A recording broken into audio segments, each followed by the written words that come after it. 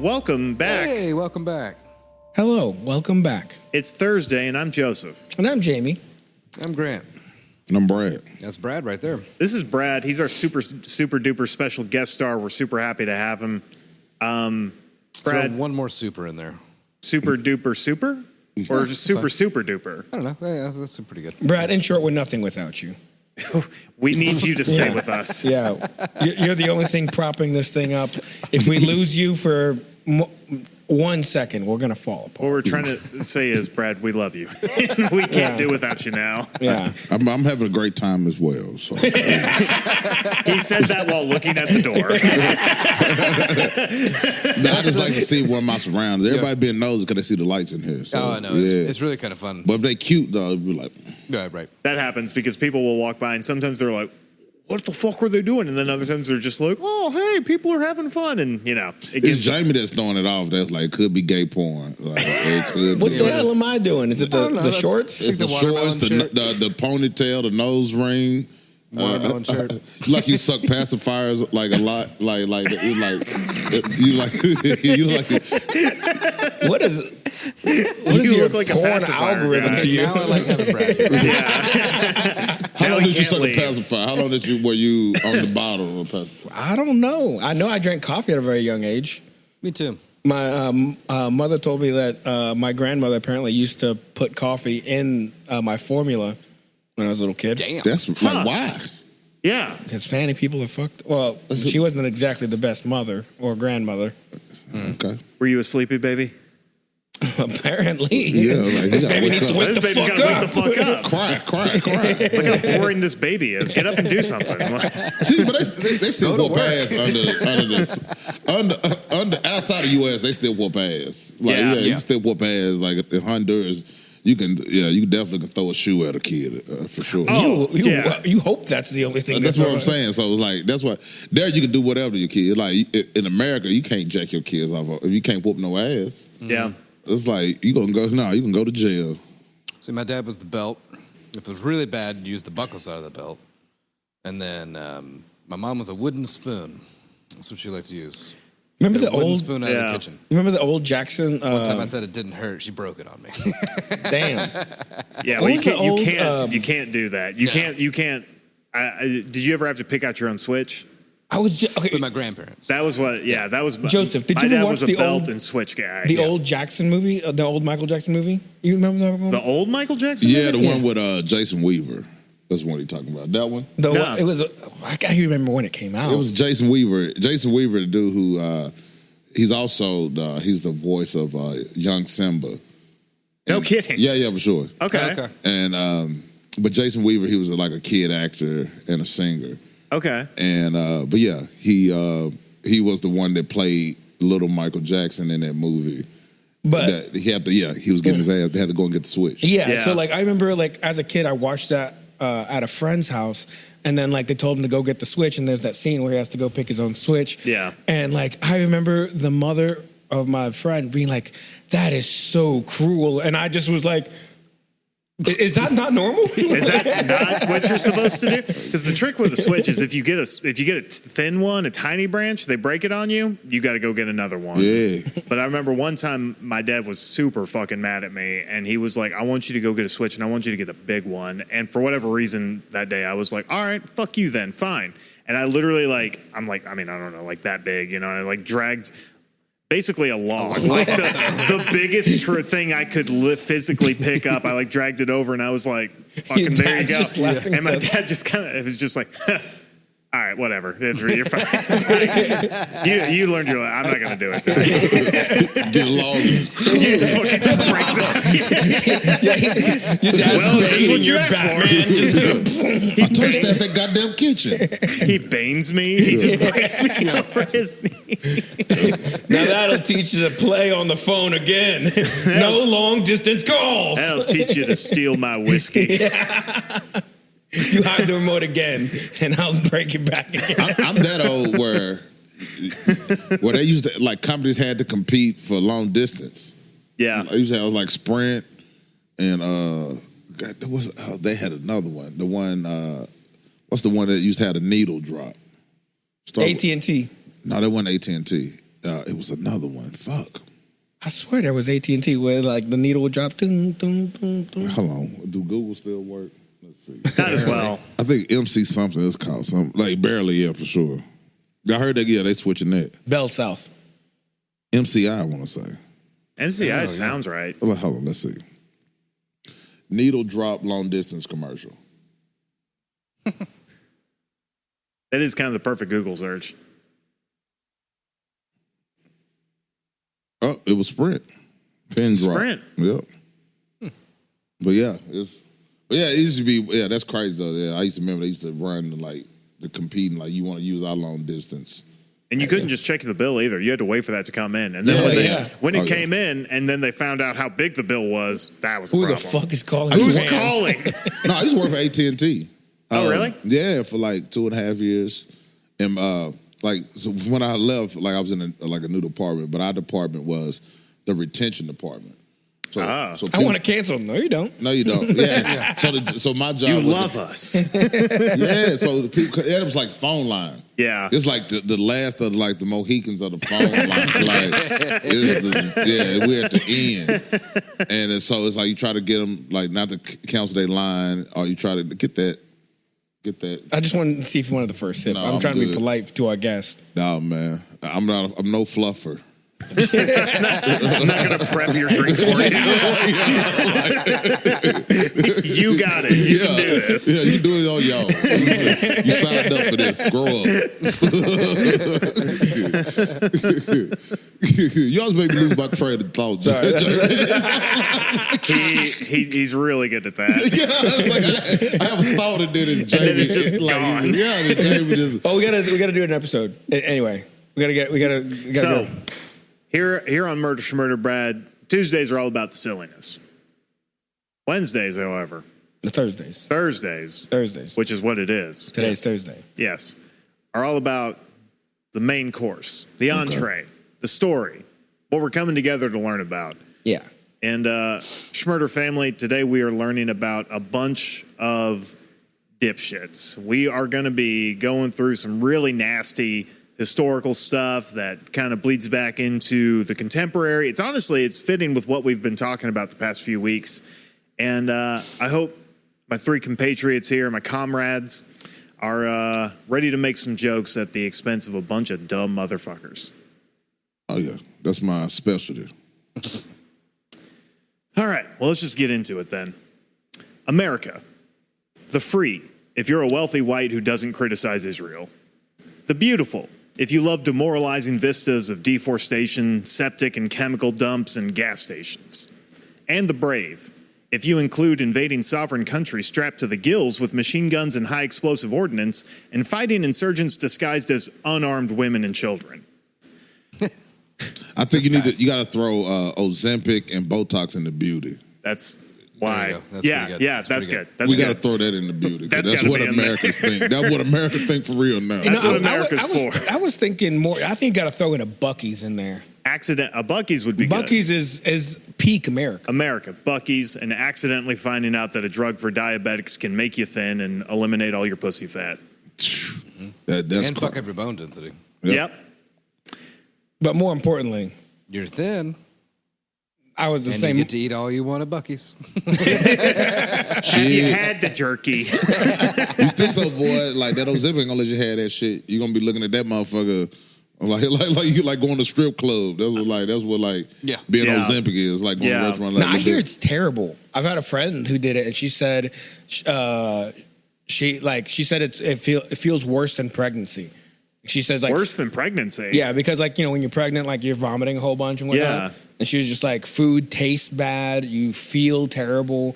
You feel like you're gonna vomit after eating. Just like the main reason why you lose weight is because you just don't want to eat. You can't tolerate eating anymore. Well, tell that lazy bitch to get in the gym. Like that. Like you complain about being on Ozempic. I want to hear you complaining about being on Ozempic. You complain about some shit that you can't help. Like niggas on Sky Rizzy gotta complain. You know what I'm saying? Like what the fuck you talking about? That's who need to be complaining. stop My taking wallet it. just won't close. Yeah, it's like why is you like? It hurts my back when I sit on it. It's so full of cash. Yeah, like you can't complain about something you outwardly take it on your own. You know what I'm saying? Yeah, like I ain't finna hear you cry me a river, bitch. Cry me a river. Complain about dialysis, not fucking. Yeah, that's something you complain about. Yeah, chemotherapy. They're like, Right. fuck you talking about? Yeah, a whole group of kids. Hey. Oh no, bunch of youngins. Oh yeah, that is an You actual know who should child. break the Where your news? mama Oh, at? did he just salute us? Oh, that's Wow. the dad. Okay. All right. You know what you should do as a profession, Brad? You should be the person that breaks the news that a person has cancer. No, no, but it's actually, I got a small story about that.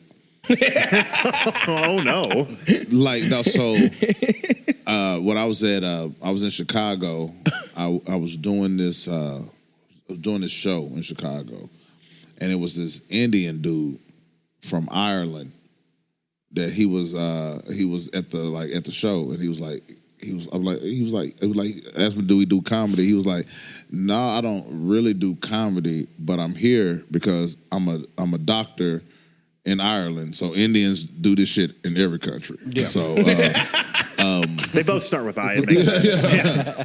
so but they like the hospital sent him and other Indian doctors to Second City to take improv classes so they could have more personality when they gave better bad bedside news. manner? Yeah, because they would give it too straightforward. And they was like, man, you can't just tell people they died of cancer. Like, yeah, You got to loosen up a little bit. Yeah, you got to have a little finesse. Yeah, And you have cancer.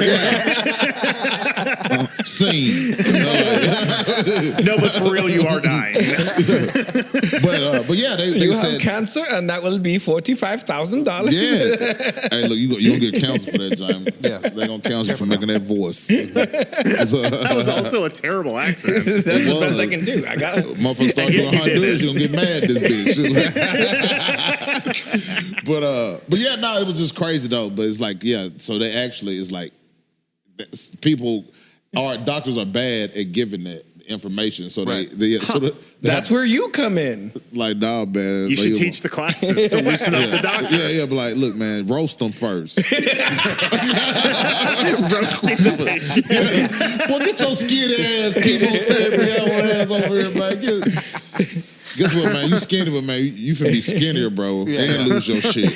You know that little balding you got right there? It's gonna be worse. Though. We're gonna put you on chemo. I hope you're a hat guy. Hey, call your wife, tell her you love her, because you know what I'm saying. She gonna have to find another love of her life.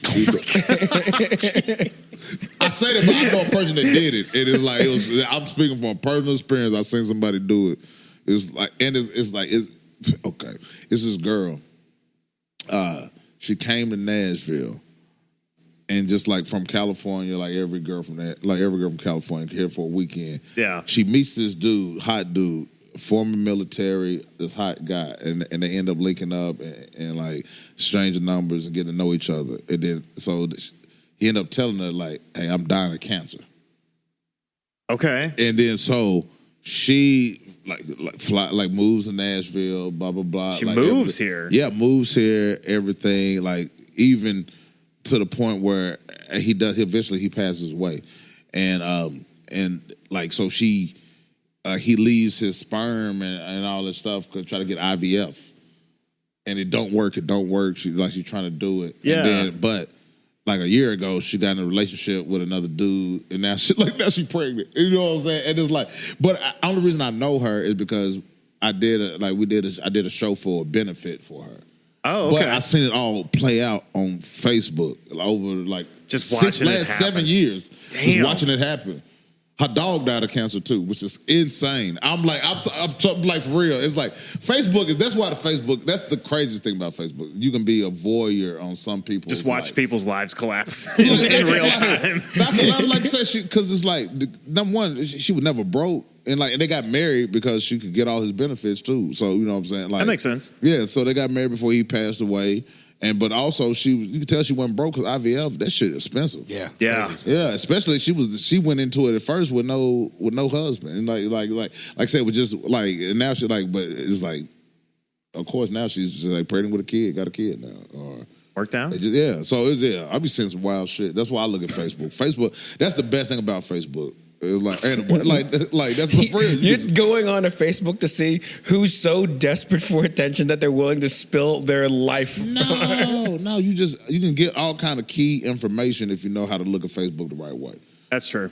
Like I'll get an idea. Like, you ever had like a crush on a girl from college, and then of course you gotta get married right after college. But I'm at that age now; they all getting divorces. They're going back to that maiden name on Facebook. You be like, oh shit! You going by that name? We're again? using Facebook in two different ways. I'm trying to decide if I want to get African food off Facebook Marketplace. Because you're a weirdo. If you ain't creating content doing that, like, people do it to create content, and I get that. But if you just eating Facebook Marketplace food just to eat Facebook Thank you. Marketplace Because Jamie kept insisting we should have a seafood boil based off of Facebook Marketplace, and I kept telling him, no, That's the worst idea. that's a horrible idea. it's only I've seen the people who do the content with it. Sure. And like, 'cause it's these dudes, like, literally There's people that make content doing it? Oh yeah, it's these dudes. I think they're either like Latino or Asian, but they have. So that's why I can't tell which one they are. But Yeah. it's these dudes that they live here. They moved to Nashville. Really? Yeah, and they from California. Move here, and they go to a lot of restaurants here. They go to the ones that, like, it's usually a theme. The restaurants in the worst spots in Nashville, or restaurants in the best time, whatever. They do all these different ones. But then they did the episodes of the Facebook Marketplace. Oh, I The didn't know dudes that. they're annoying as fuck, but they're afraid to do that. Like, they're cheesy, but because they go to stuff in Nashville where I'm like, I wonder if that place good. I wonder how their food look. I'll watch it because of that. Yeah. So they get a free watch out of me just because I want to see where they're going in Nashville. But yeah, it's definitely people doing that shit. Yeah. Well, we can make that content, Joseph. Pass. You can do it for the Patreon. You never want to do anything I fun. don't know if I want to eat no Keep going, though. Jollof rice off of Bell Road Apartments. Thank you. Like, Probably exactly where Jamie was trying to show me. Like, but look, we can get this now. yeah, I don't want no carne asada from a random apartment. Goddamn it. America, a country founded by and for white pedophiles. Facts. That's facts. So hey, look, let them cook. That is facts. I'm in the kitchen. I told you last week. The Facebook Marketplace kitchen. They're just the ghost kitchen of, once again, it's TGI Fridays. Yeah, guys. I'm in a burnt out Rafferty's. It's where I'm at. I'm in a Ponderosa that's falling apart. Hey, Ponderosa used to be that spot though. Dude, we used to go to Ponderosa for a birthday, and that that was a time. Yeah, man. And you had to eat at least like 6-7 plates because For it's sure. like, we spent the money to get in here. You're gonna fucking eat. You gonna eat? Oh, yeah. That's the best option to raise a fat kid back in the day. It was like, go wild Bro. in here. Oh, yeah. It's like- Especially when, my parents would take us to Ryan's or Golden Corral or a Chinese buffet, and every time, like, I'm about to fuck this place up. They're not prepared for me. You go there like you're a boxer. Stretching, loosening it up. Yeah. Loosening the belt, really. I skipped my Sonic breakfast sandwich this morning. We used to fuck up some buffet bad. Like, I remember. Hang on. Joseph, you got to keep going. We're going to get nowhere fast. All right. Sorry. A country where the leaders like their Purple Mountain's majesty a little flatter and more prepubescent. Where the leaders like their fruited plains less covered in amber waves, but smoother, like a nice piece of pubeless veal. Wow. Let me cook. It may not surprise you that a country founded on slavery, genocide, and inbuilt freedoms for the white landowning caste has a, shall we say, troubled history when it comes to racial violence. The horrors of slavery and indigenous genocides are so omnipresent from America's founding to the current day that just listing off a few sounds like a horrible Weird Al version of We Didn't Start the Fire.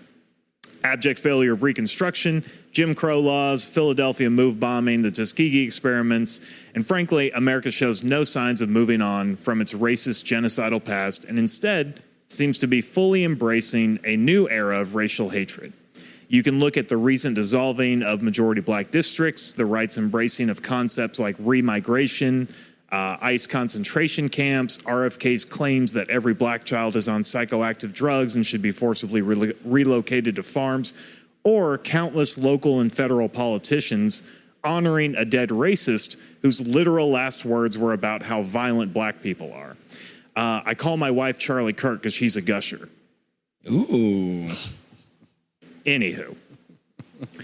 In light of Jamie's series on heists and the questions he was asking about if criminals are born or formed and what motivates people to do the things that they do, I want us to keep some of those same concepts in mind. Where do ideas and hierarchies of racial supremacy come from? How are they implemented? And how do we eliminate them? In a time where our histories are being rewritten, dismissed, and manipulated, we have to have an honest examination of not only the current systems of white supremacy, but our country's history. It's not an exaggeration to say that many of our country's current problems stem from a total failure to punish the Confederacy. No child is born racist, but systems can and definitely are built with a slant designed to benefit some while breaking others. And for a small disclaimer, it's not lost on me that someone who looks like me is about to embark upon a long expedition through some white nonsense. Rest assured, I know I may look like I'm one divorce away from forming a militia and talk like a catfish who wished to be a real boy, but the only Grand Wizard cloak I have is covered in moons and stars, and I use it for LARPing and D&D. And I don't use my fireball spell to light crosses on fire. Good. What's your D&D character? He's incredibly racist. I only play D&D as a white human man. I won't be a tiefling. I won't be anything else. I'm just a white dude. I ain't gonna lie, like I'm a generation older than the D&D, so I never even got it. Dude. I was like, It's just fantasy improv, basically. yeah. Now, D&D, doesn't that go back to the 60s? That goes 70s, late. Yeah, Gary Gygax, I think, wrote the first Advanced Dungeons and Dragons in 72, maybe. Yeah, it's old.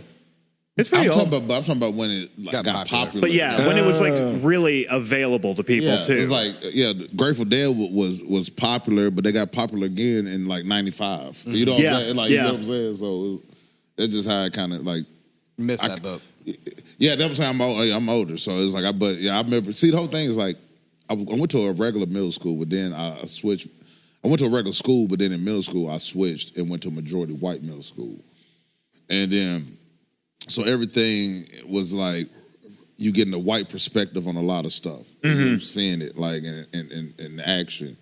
And so the thing with me is that I still went to black church, still my family black. So I was definitely rooted and still in my blackness. But you can just see it, like what's going on and like stuff like Jerry Garcia and Grateful Dead.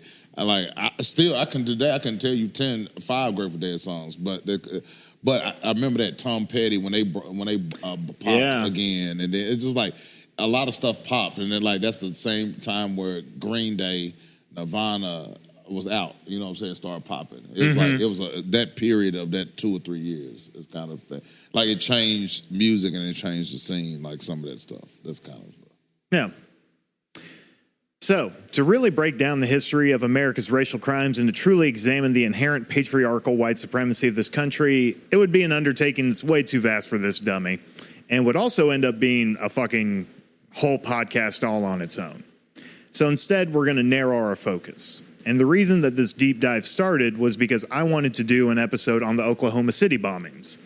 But in order to do that and to tell you about the cultural and historical context of the FBI and the ATF and all of the police's actions in the immediate aftermath of the bombing and the bomber Timothy McVeigh himself and his motivations, we have to talk about American white supremacist militias. This is all a field full of weeds that grows together. This is all interconnected. And you really can't discuss modern American white supremacy without talking about a man named William Luther Pierce. William Luther Pierce was born on September 11th, 1933. And he was such an influential piece of shit throughout American history that he's arguably as bad as anything else that happened on 9/11. William Pierce wasn't just a racist, but he was racist royalty. He was a direct descendant of Thomas H. Watt, the slave-owning 18th governor of Alabama, and one of the attorneys general of the Confederacy. And for just one minuscule example about the failures of Reconstruction and inherent white supremacy in the United States, let's just follow Thomas Watt for a second.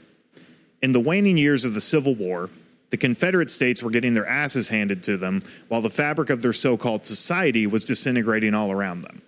In Alabama's case, the situation had worsened as U.S. Navy forces had captured Mobile Bay in August of 1864, and Union cavalry were running raids along the state, destroying an already crumbling infrastructure. When the state capital of Montgomery was threatened, Watt evacuated, but was captured by Union soldiers, funnily enough, at a place called Union Springs, Alabama. Someone call Alanis Morissette. Thank you, Grant. Jesus. Only a few weeks later, Watt was released without charges and resumed his law practice in Montgomery. He built up a successful practice and argued more cases before the Alabama Supreme Court than any other lawyer of his era. And he served in the state legislature, was president of the State Bar Association, and after his death was hailed as Alabama's greatest lawyer. Fun times. So, this is the rotten family tree that Pierce came from. He's raised in the South, and as you can imagine, has racial opinions formed at an early age and in a very extreme way. Pierce graduated from Houston's Rice University in 1955 with a bachelor's degree in physics. He worked at the Los Alamos National Laboratory before attending graduate school, first at Caltech and then the University of Colorado at Boulder, where he earned his PhD in physics in 1962. He actually taught physics as an assistant professor at Oregon State University from 62 to 65.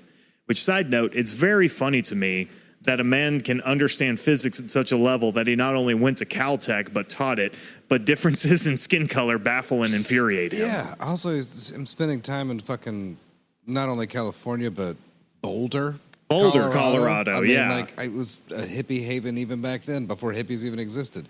And then Oregon, that's wild. Yeah, this guy is... For him to just hold on to his racist roots and travel to some of the most open-minded areas at of the this country. time, yeah. Even at this time. There are like communes and like free communities and like people like actually like socially integrating in spite of the law in a lot of these communities, right?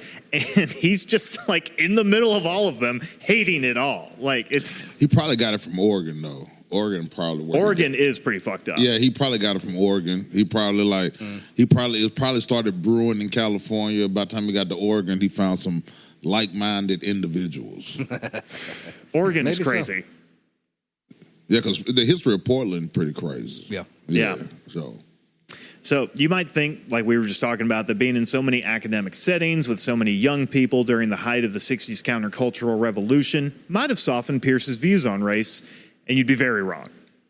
While the Black Panthers were feeding inner-city children and defending their neighborhoods, AIM, the American Indian Movement, was fighting for indigenous rights, and the Weather Underground was planning their overthrow of the United States government, which, by the way, we should do a Weather Underground episode at some point. 100%. Those guys were fucking crazy. I've been thinking about that, But while all that stuff was happening, old Pierce was planning a global Holocaust and the reinstitution of slavery. Damn, wow. Yeah, this guy was a hardliner.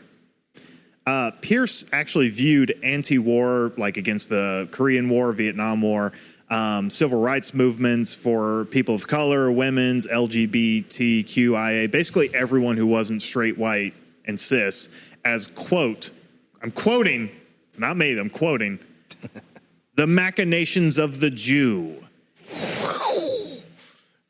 And attempts to undermine the superior white culture. Awesome. End quote.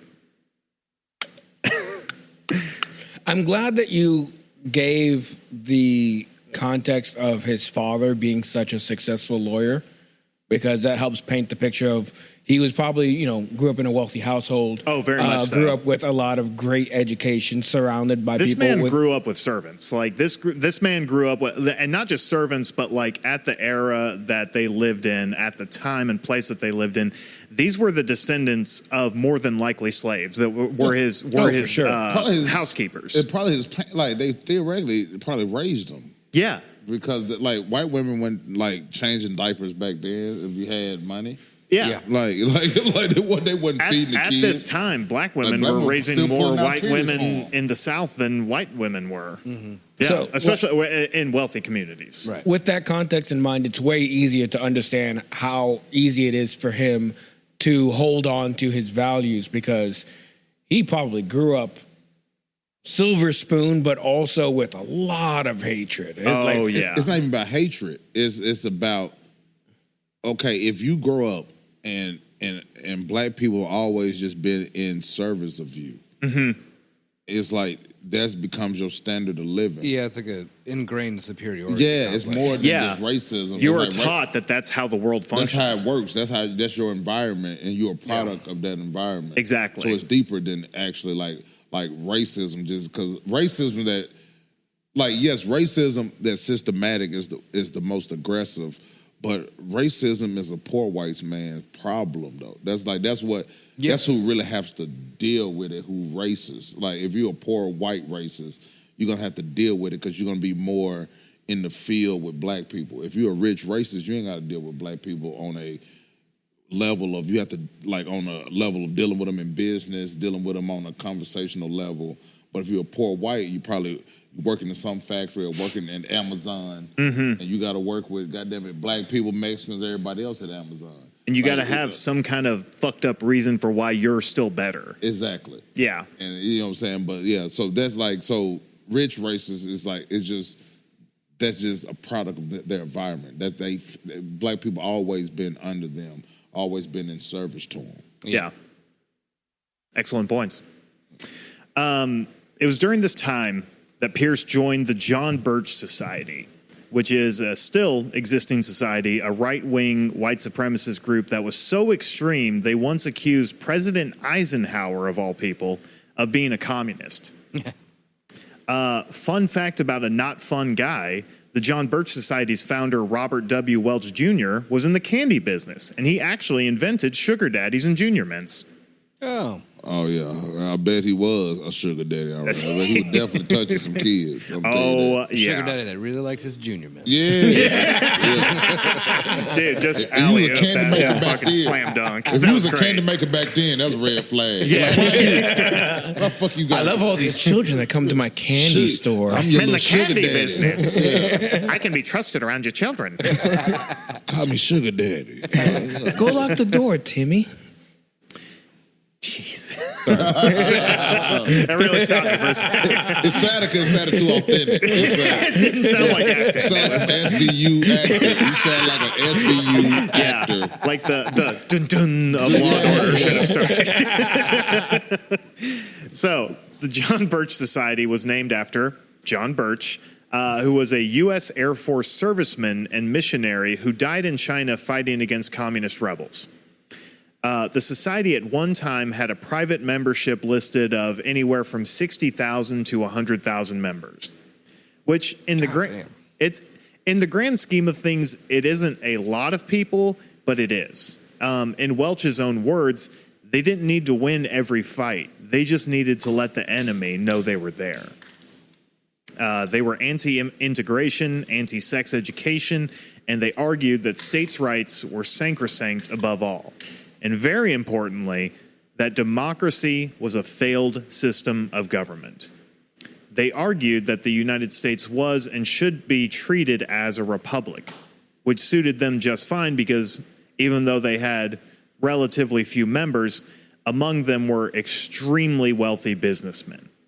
If any of this is reminding you of modern times, it shouldn't. This isn't a parallel or anything. No. I can tell this is very different. Very different time. Yeah. Very different times. Yeah, different times. They did understand that in order to get people on their side, they only had to wage culture wars. They didn't necessarily have to be right or scientific or logical or even necessarily make good points. They just had to grab people's attention. They had to make them think that they were fighting some kind of imaginary war. The ways they went about it is they would allege that communists and socialists were out to destroy America, that blacks and Jews were going to assault white women and destroy the social fabric of the country. They worked really hard to make people afraid of their neighbors, and they poured millions of dollars into political campaigns and races. Many historians point to these tactics as huge influences for the Tea Party and later MAGA movements. Now, all that being said, the John Birch Society wasn't racist enough for old Pierce. In particular, he didn't find them anti-Semitic enough. Hey, look though.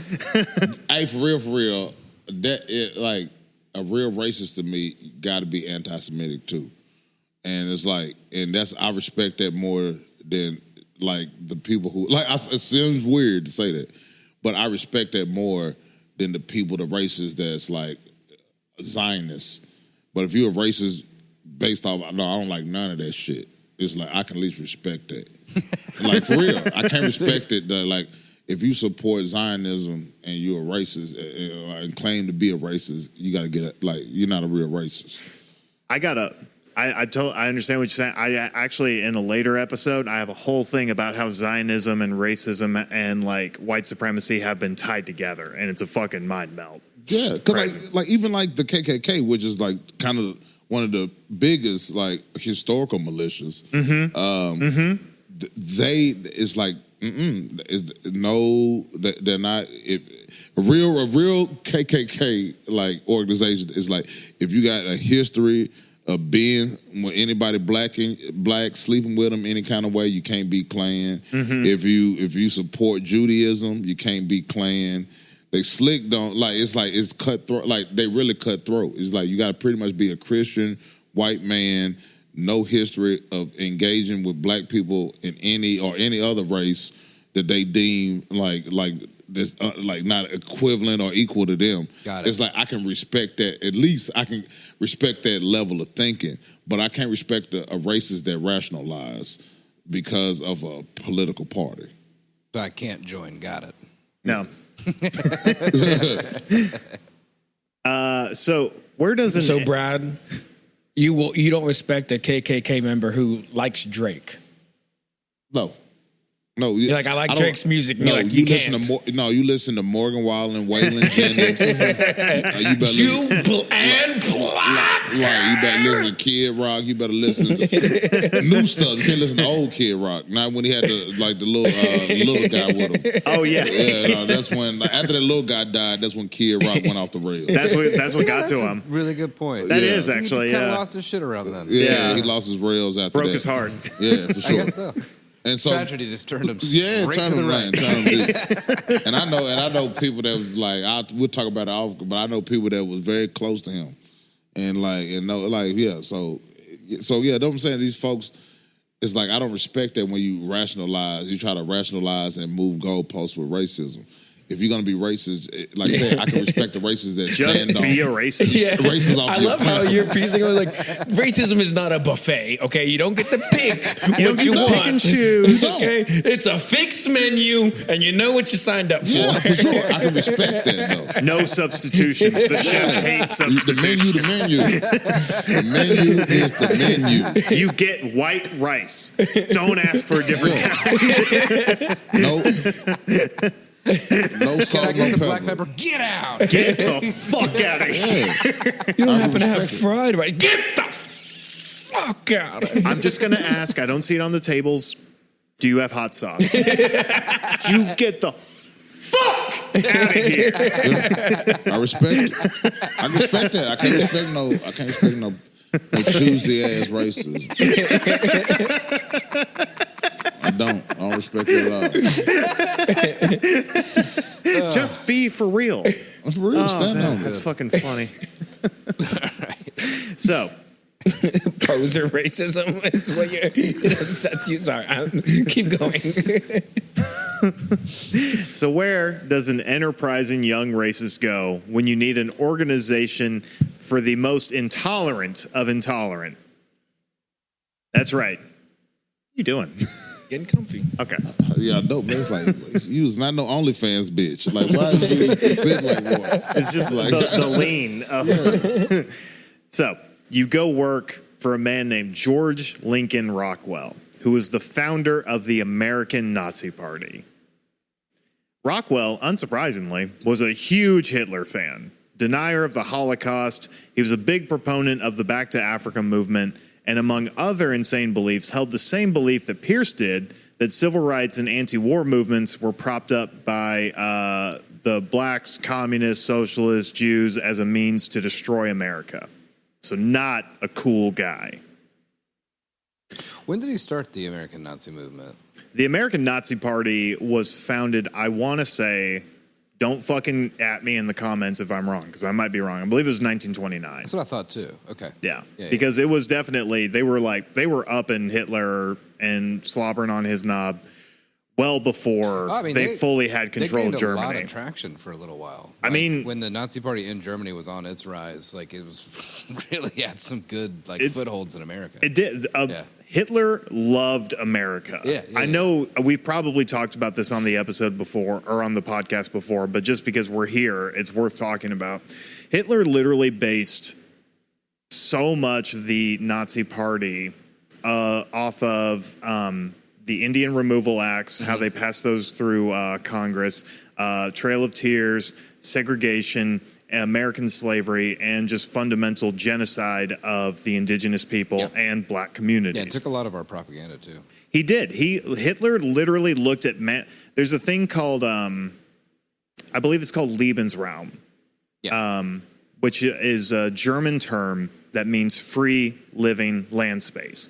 Essentially, the idea is that the German people deserved Lebensraum in order to not only go fuck and make all these little Nazi babies and all that stuff, but to live and build their own white, waspy, Anglo-Saxon community. Sorry, not Anglo-Saxon, Germanic, Teutonic, whatever.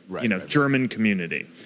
And they believed that they were destined to have that and that was their God-given right. Based off of our manifest destiny. Based off of manifest destiny, exactly.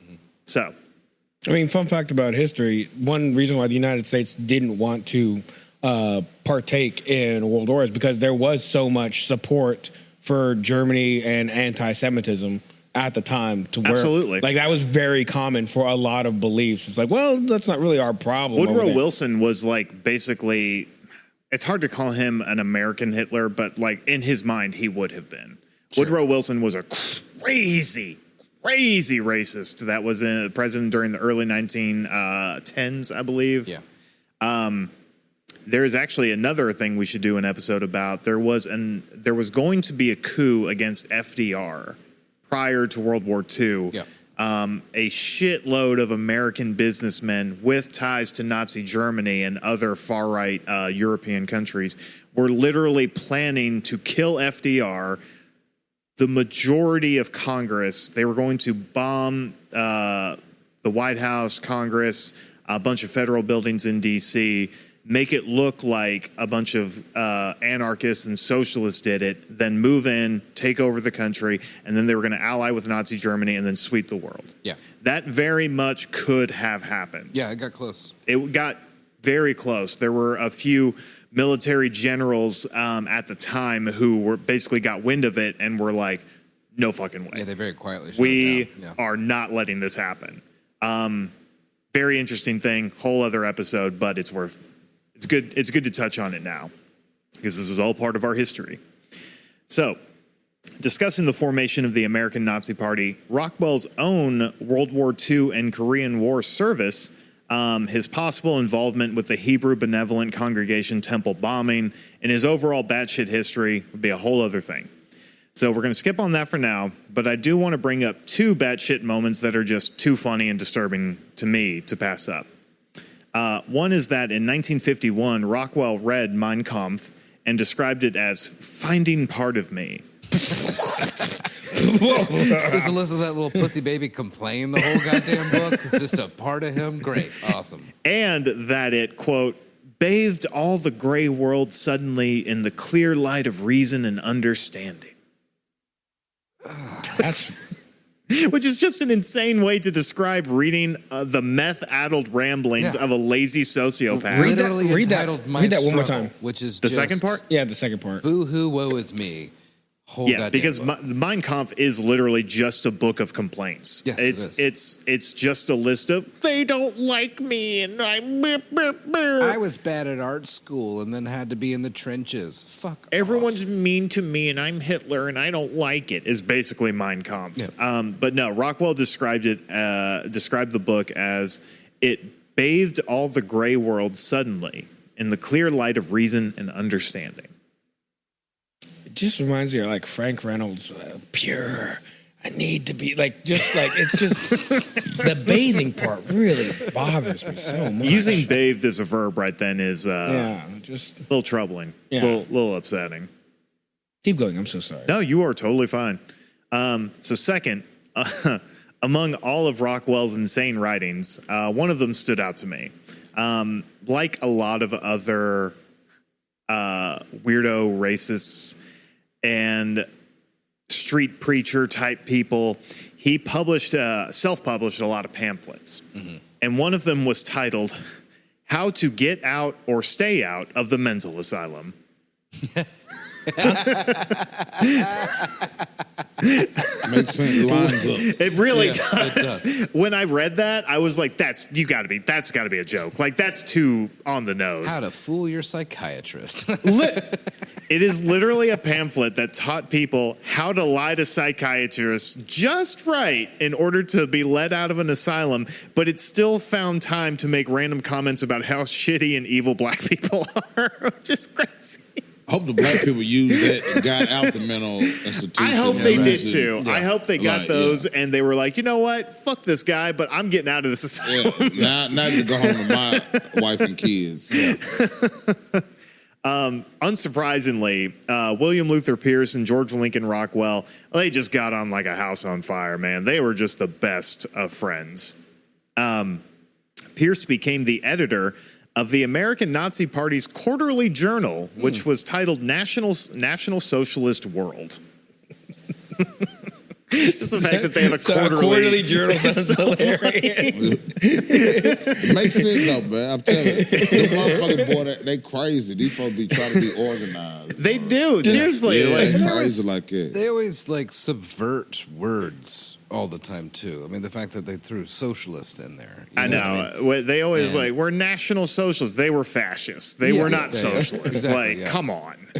Sorry, quarterly journal just gives me like, it feels like high school girls sign each other's yearbooks. You know what? It's the same energy. Yeah, like, It's the same energy as being on the high school yearbook committee. And then Becky fucking took my spot. I was going to be the photographer. I was going to write this poem about Hitler, but George took my fucking spot and just published his own thing. Yeah, it's the same kind of energy. just like real catty weirdness, but they all love like the same stupid shit. You buckle up because Okay. there's a lot more catty weirdness coming. All was going well until 1967 when Rockwell was assassinated by a fellow white supremacist named John Patler because Rockwell had beefed with Patler and actually had expelled him from the Nazi Party earlier that year. Hey, I love that. Yeah. I love to hear it. It's always good when a racist monster dies, especially when they get capped by one of their own. And as heartbreaking as it was for Pierce, it was also a blessing. Because then Pierce had the opportunity to take over as head of the American Nazi Party. And he instituted a rebrand, kind of like Crystal Pepsi or New Coke. Pierce knew the best way to revitalize a dying brand was to change the name and make it even more extreme. Crystal Pepsi. That's good. I know. Fun time to be alive.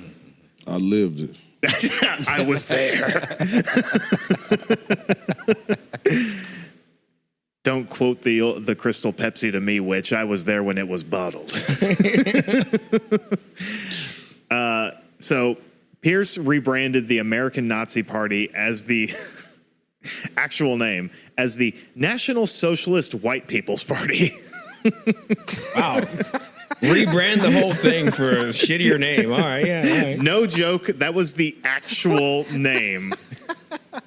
Because it turns out Nazis lack imagination, along with a lot of other things. White People's Party. Oh yeah, that's even now. It's like even these movement now, they always like it's like all lives matter, blue lives matter. It's Yep. like, yeah, they have no originality. They No. always piggybacking or They got to remixing take some someone else's shit. Yeah, there's always some remix. White lives matter. All lives matter.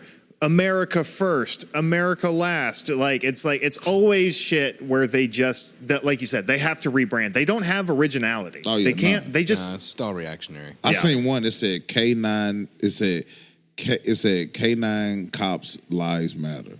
what the fuck? They went that low. They went just not to say Black Lives Matter. They Just went to to the K9 dog. I'm like, hey man, look. They didn't just say blue lives matter. They said blue dog lives matter. Yeah, I'm like, man, that's crazy. You might as well have a Paw Patrol That's sticker on your fucking crazy. car, That dude. was What the crazy. fuck? I'm like, man, if I seen the person that had that, I was like, man, Just grasping for straws. yeah, man. Anything to not to give Yeah. black people their due. 'Cause that's another. Oh yeah, that's another thing. I forgot to say that. I should have said this last episode. Another thing you can do to piss white people off: say something about their dog.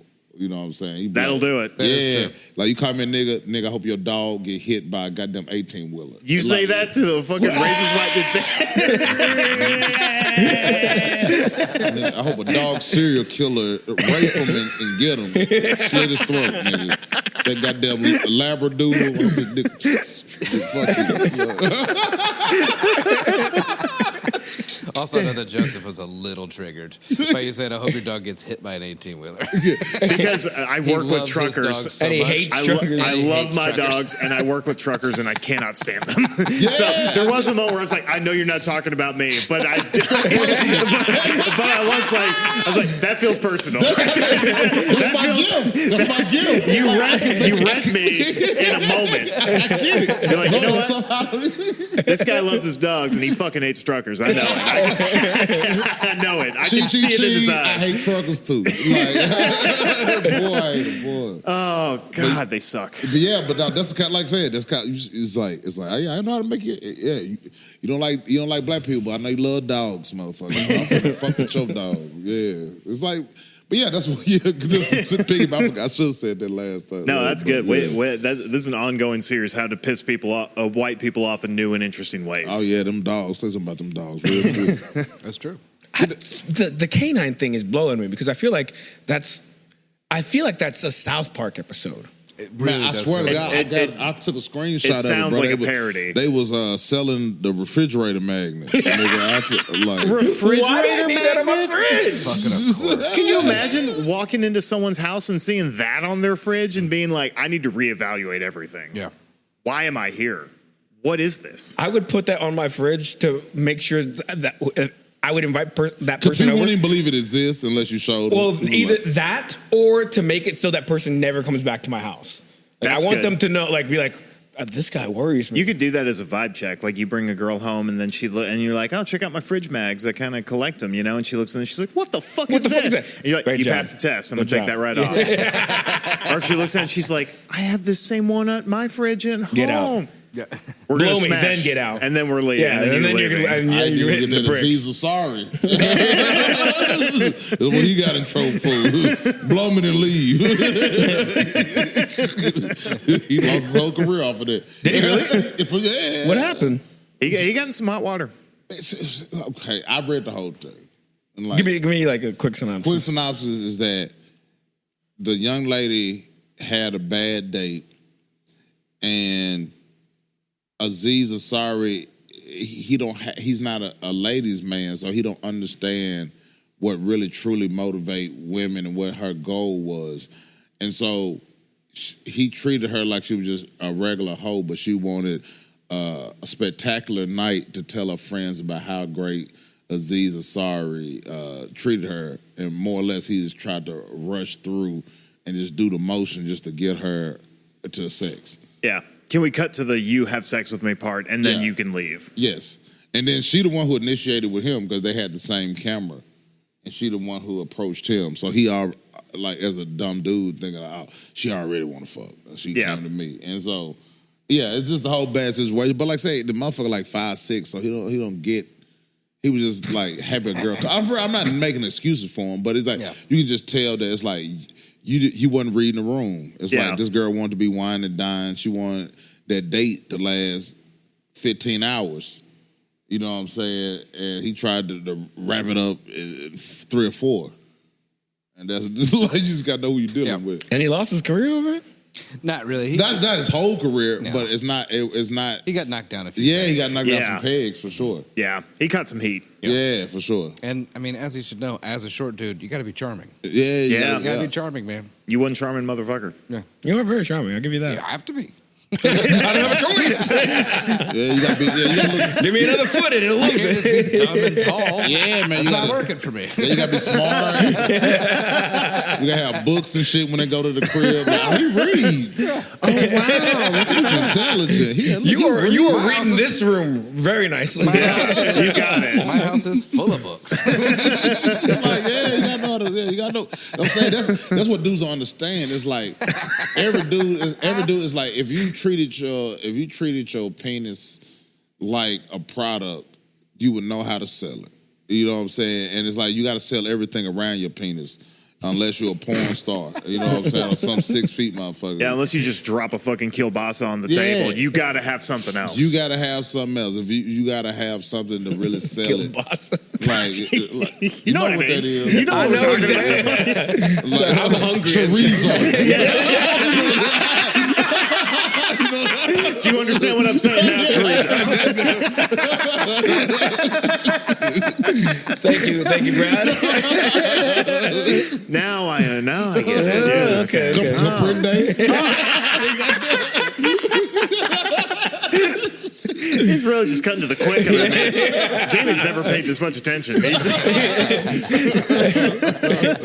I'm still laughing at that. You can't take the Honduran at you, can you? With the candy paint. Sorry, keep going.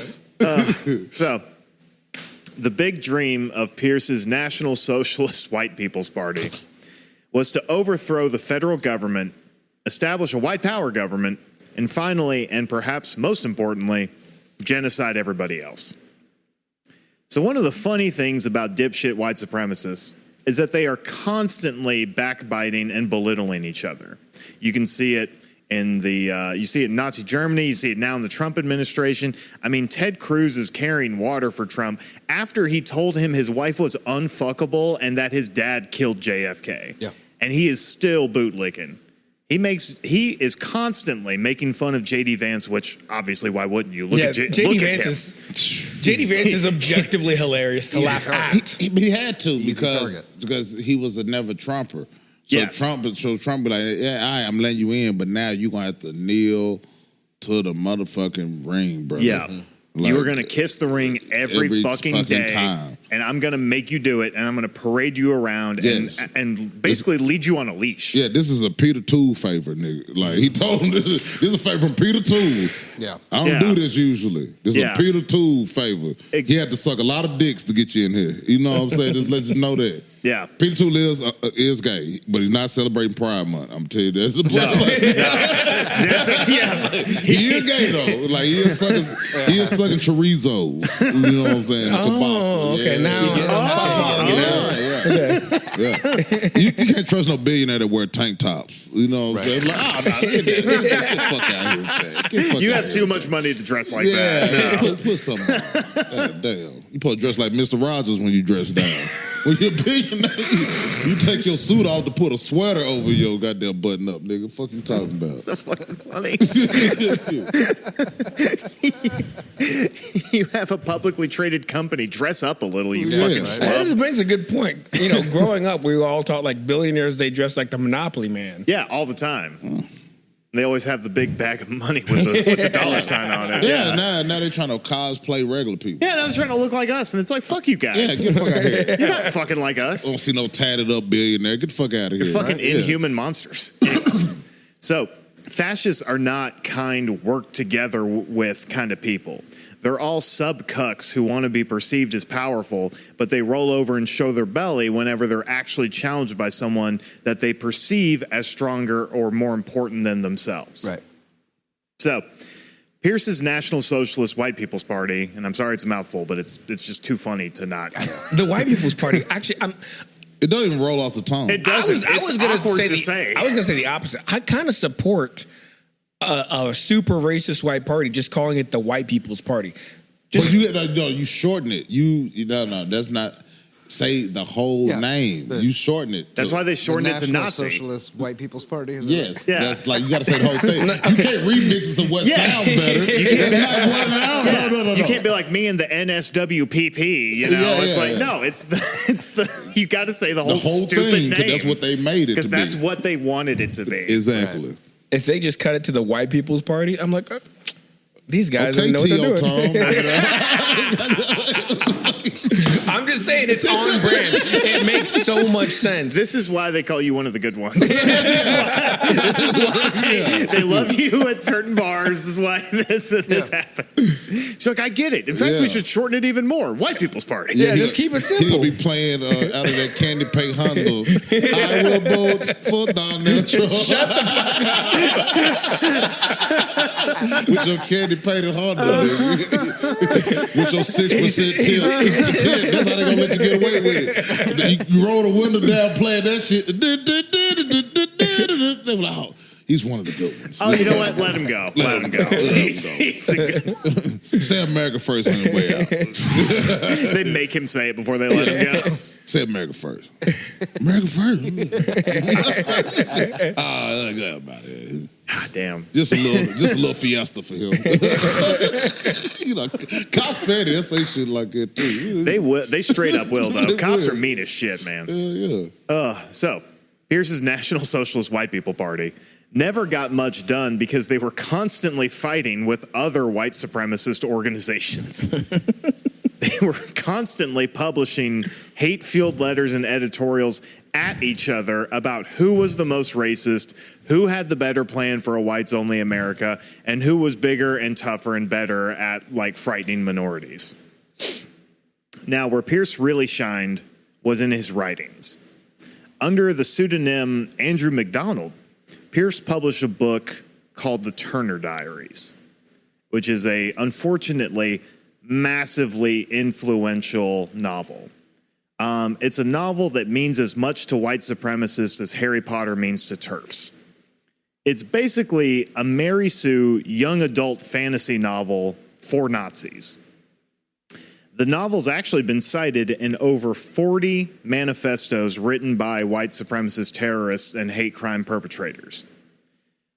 Now, I'm sorry, Schmurdarians, listeners, viewers, that we got to dive deep into this, but I want you to understand how fucking stupid and influential this book is.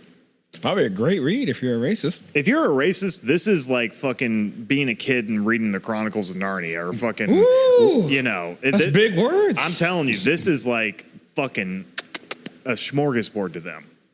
So, the novel tells the story of Earl Turner, who is a low-ranking member of the white supremacist organization called The Organization.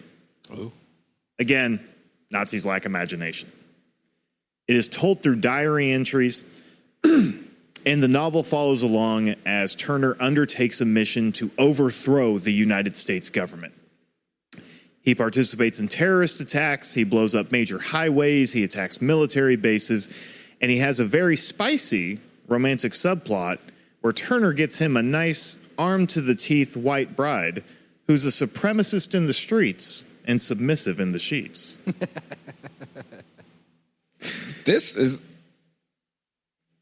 I see why this is working so well and why it's been quoted. Yeah. Because I've heard it before in the fact that it's been quoted in multiple manifestos of terrorist organizations or terrorist killers. When white people go like ape shit, like I've heard that before. I've never looked into it before. But like the fact that there's also a romantic side part, I think fuels a lot of just like that fantasy of exactly having what you said, the trad wife, having the fucking house, having the whole thing. Yeah, like for the most part, you got to get coochie to lead men.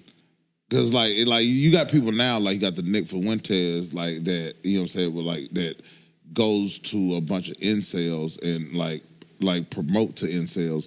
But for the whole thing, you had to have a woman at home to show that you are legit. Right. It just legitimizes you. It shows. Because Nick Fuentes is for all the black-pilled chuds on the internet who are like, don't get laid. I'm never going to get laid, and women hate me, and I hate women and stuff, and that works for them. Yeah, for sure. But for like the majority of dipshit racists, they still want to fuck. They still, and that's part of it. Goes into the manifest destiny and the Lebensraum thing is that you aren't just fighting for your race, right? Like you're fighting for your wife. You're fighting to have a family of blushing, apple-cheeked, fucking little white babies. You know what I mean? Like the whole idea is that you're propagating the race. Thank you. That's so fascinating. Like that. Okay, I'm really starting to understand this. Because sex is like sex of a very strong lore. It's a very strong lure, but it's the thing that nobody really truly wants to admit. It's like your sexual needs and desires could either put you in a position of power or it could take all your power away. Yeah. And that's the whole thing about it. It's like, and if you know anybody's, like a hint of anybody's sexual nature and you want to exploit them, you can always do it through sex or through their desires of sex or what they are attracted to or fetishize. Yeah. So that's like, that's why I said, when I was go back to Hoover, it's like he was gay. So they always had pictures of him in compromising positions. And so even with the Epstein, that's the whole part of that was to have people in compromising positions, because when you catch people in a truly most vulnerable stage, not only vulnerable, most of the time you're naked. Mm-hmm. So you're double vulnerable. Yeah. Yeah, you know what I'm saying? So it's mean, someone as conceited and fucking pudding-brained as Trump is probably as equally, allegedly concerned about seeing photos of him fucking some kid as he is of seeing his weird dumpy body on photo. Yeah, Trump would be scared for you to catch him with a picture really with him with his shirt off, or him with his pants down, or him of his butt. That's the shit that, like, that's what I'm saying. It's like they don't want to show that part of them or that vulnerability. I'll also add, I love what you said of using like the sexuality aspect to be like a position of power, but also to show like someone's truest weakness that can take away all of your power, because that same lore that draws in the guys of saying like, hey, if you follow us and do what we say, you know, you can get like that trad wife, or, you know, that the perfect white woman in your life. And that is a true signifier of power and status. But on the flip side, you're using it like if you see a white woman with a person of color, now you can use that as fuel in saying like, oh, that person is taking away your white woman. Like that woman should be with you. Yes. This is your... It's entitlement, because again, like we talked about, and like we're going to keep talking about as the series goes on, is a lot of these dudes, I would say 99% of them, if not more, are entitled losers. Oh yeah. And they, like you were saying, they have that yearning. They want a partner. They want a house. They want a job. They want whatever. And instead of, when you get someone who is working a dead-end job in a factory, or is being exploited by their boss, or can't afford to buy a house or whatever, you don't, just like the fucking John Birch Society did way back in the day, just like MAGA does now, you don't have to teach them, or you don't want them to find out you're being exploited by a system that is pushing these people up here to be wealthier than God and stronger and better positions of authority, and everyone else is down here fighting for table scraps. Yeah, you have to convince them they're being stolen from, that they're being invaded, that they're being replaced. Yeah, they like that's American history through and through. Even kind of like what you mentioned earlier from the early episode, we mentioned about the after Reconstruction? Yeah, after Reconstruction, a lot of black people started getting in prominent like elections and winning elections. It was a certain party called the Visionist Party, The Visions Party did a lot in Virginia, North Carolina, and that region of America, where the poor whites and the blacks were coming together, and the blacks were leading in the political party. And so, what you think America did to that? It's like they started saying the poor whites and blacks getting together. They were like, "Oh, that can't happen." No. Then that's when you got things like where they start empowering Irish, they start empowering the Italians, they start empowering white immigrants that they didn't consider WASP for that reason. Yeah. It's like, because it's like, nah, we don't want y'all can't link up with them. And so we'll stop y'all from, we'll give y'all more power just to know not to do that. Yep. Right. And it's like, and so, because like I said, we already talked about after Reconstruction, who had the actual skills. Yep. Who were the blacksmiths? Who were the contractors? Who were the people that actually had the actual home skills? The cooks, they had all the skills. Who knew how to rotate crops? Who knew that planting wildflowers in a row of plants is way better than any kind of pesticide? Yeah. It was the people who actually did it and lived it. And whose skin could take that impact. Like, and be in the Savannah, Georgia sun for 12 hours a day. Yeah. Ain't no indigenous servant can do that. I'm tell you that. Like especially no Irish indigenous servant sitting out in the Savannah heat for 12 hours. Just a group of redheaded slaves that die in a day. Exactly. All right, we're going back to blacks. They tried them. This did not work. I gotta be honest; these guys are sunburnt and dead.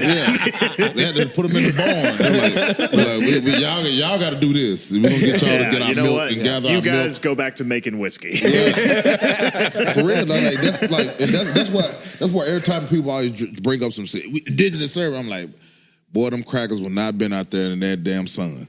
Savannah, Georgia. I've been out, like, that's one of the hottest places. Man, it's fucking murky. And it wasn't even hot that day for them. Dude, I got family that lives in Pooler, like right near Savannah.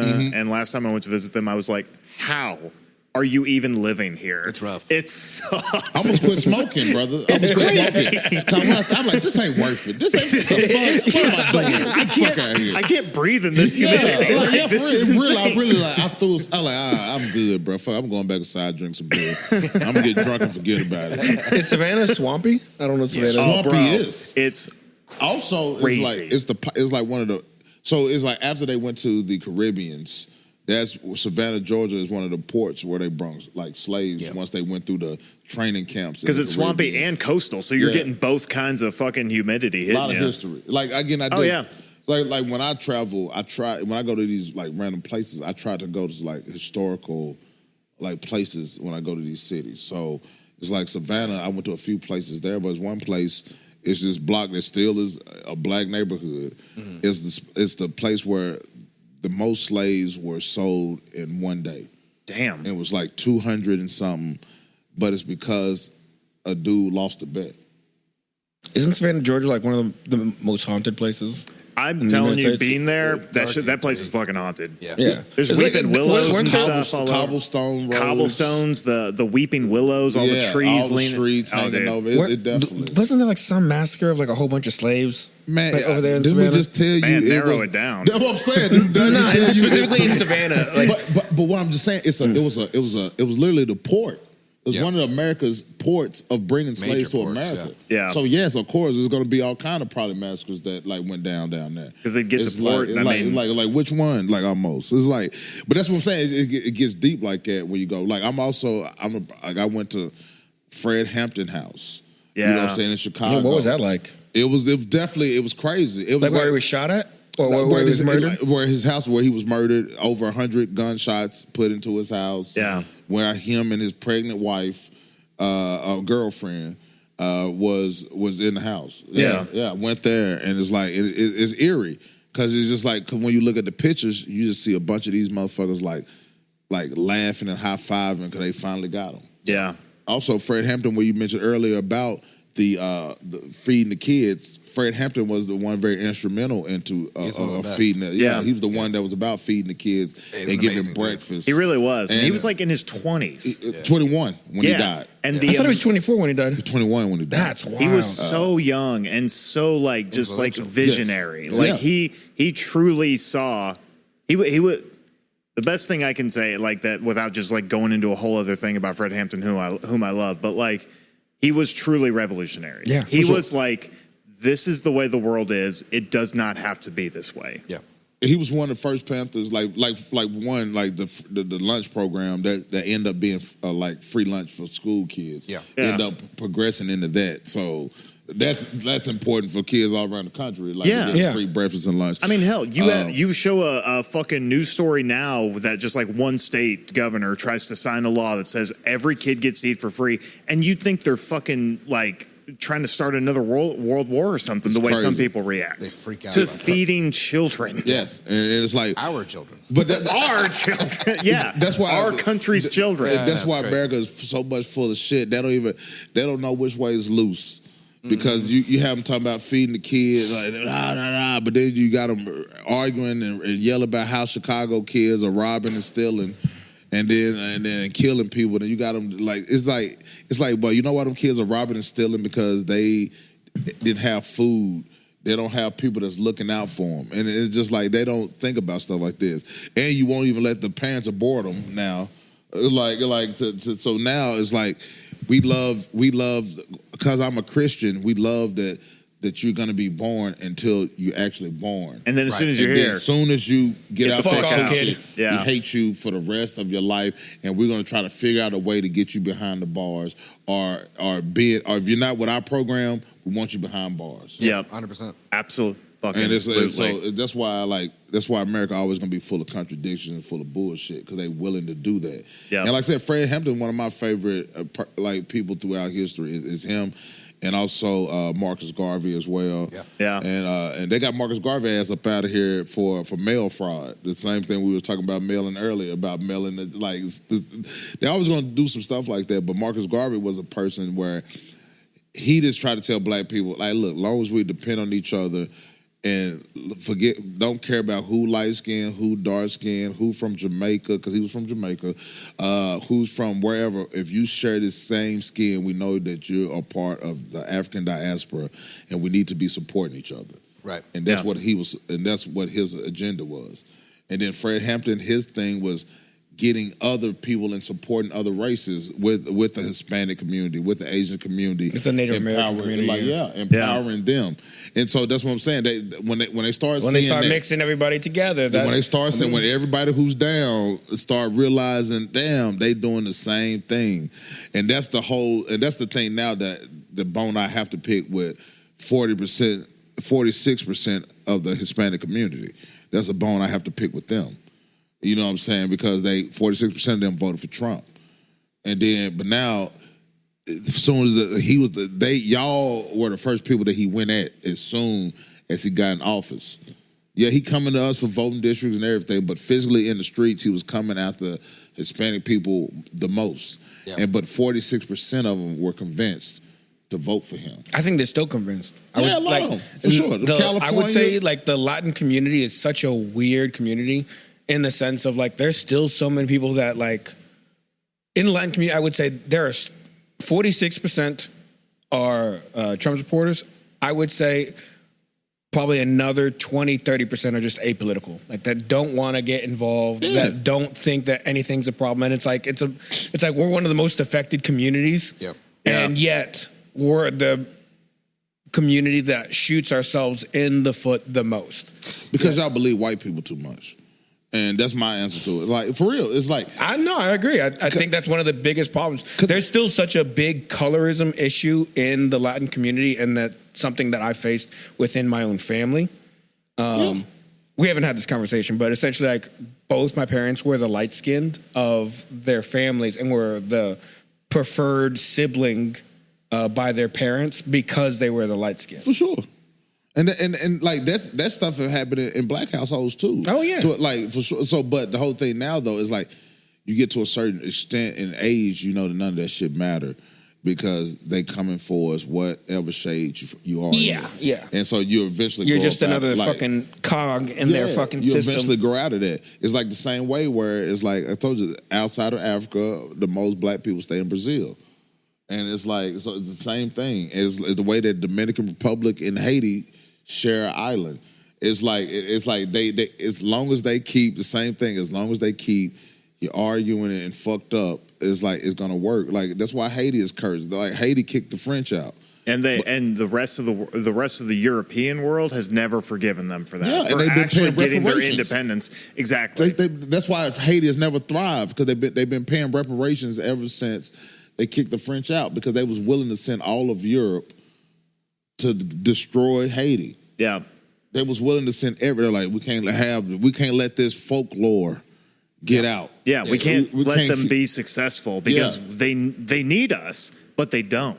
It's the Exactly. same thing with Cuba. I mean, Cuba has vaccines for lung cancer. They send the most doctors to like other countries outside of and pretty much the entire Central and South America because they invest in their own people. But because Castro kicked out all them fucking sugar plantation owners, threw their daddies in a blender and sent the rest of them to Florida, they will never forgive Cuba for that. And that's why the United States has been choking them with sanctions for decades. Oh yeah, and they're gonna eventually bomb them and take it over. And that's what they're going to do if we let them. Yeah, they're going to. And fucking not Peter Cruz, but Ted Cruz, weak ass, and what's the other motherfucker? The other motherfucking Latino that's in his cabinet.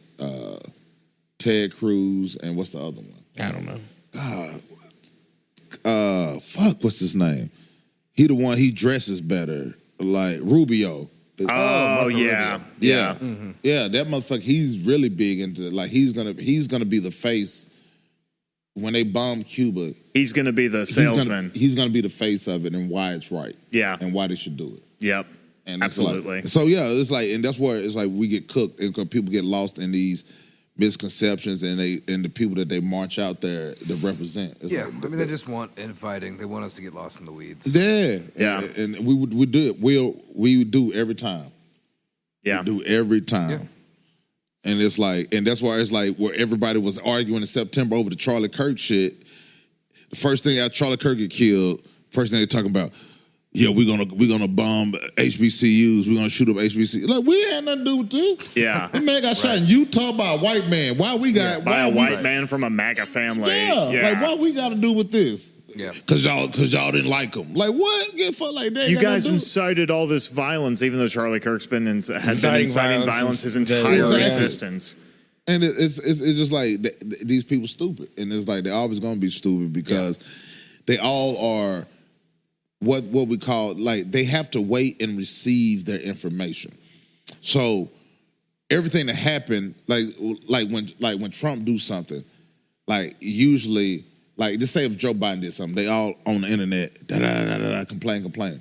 When Trump do something, they all have to wait to see what Fox News and the top commentators going to say, Sure. because they can all fall in line and have a monolith message. They can just parrot it Yeah, they can't just jump out there too quick and start talking about it. because they might have the wrong take or they might say the wrong Exactly. thing. So you got to make sure you're on the uniform talking topics. And like, so it's all cooked because of that. Yeah.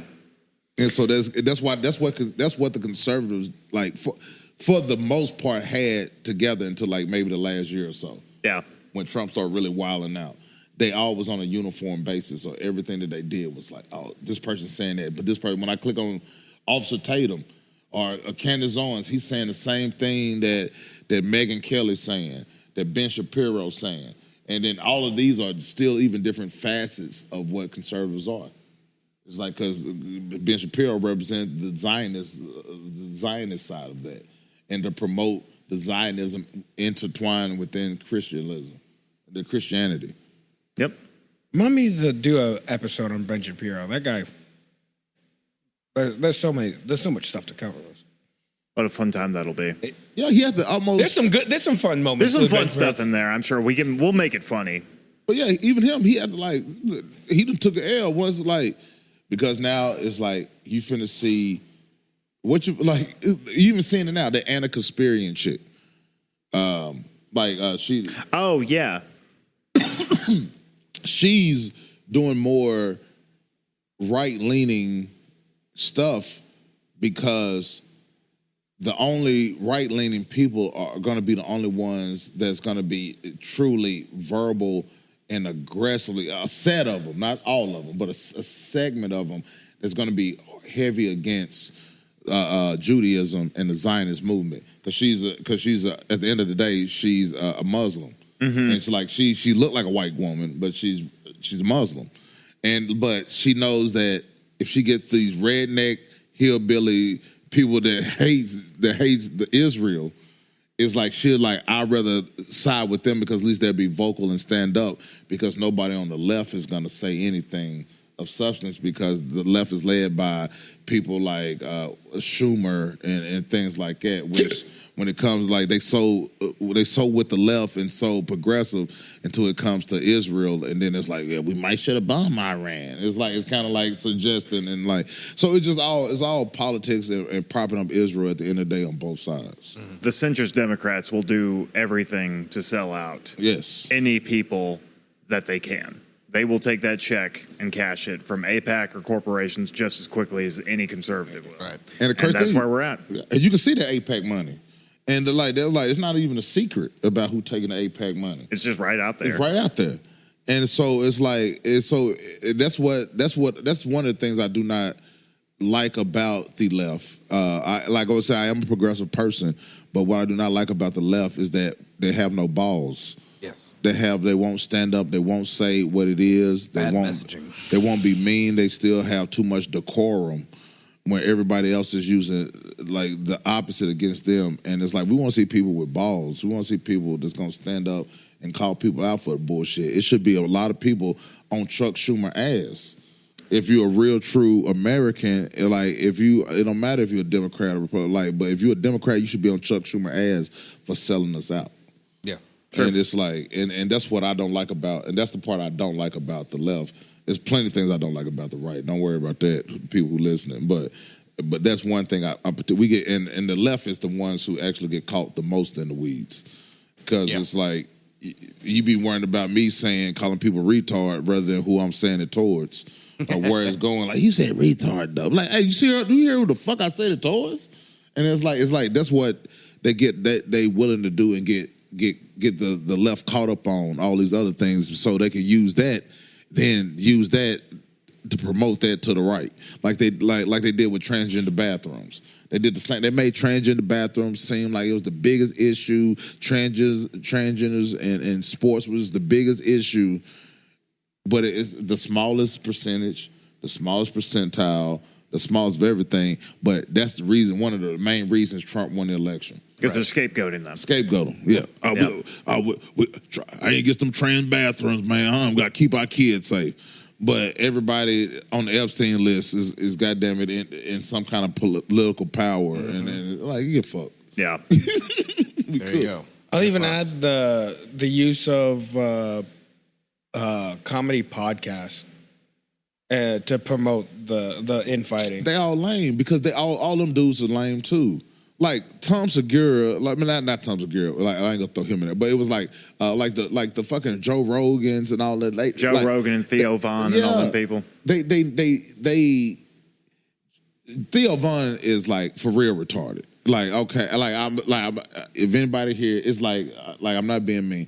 It's just that he's not intelligent enough cognitively to understand how serious it was. Like, he didn't know that it was serious. Like, everybody was like, no, it's serious, man. They're going to get people to fuck up out this country. He wasn't thinking this, like, oh, it's cool. It's the culture. It's vibes. And that's the only thing. They all voted off of vibes and pushing vibes.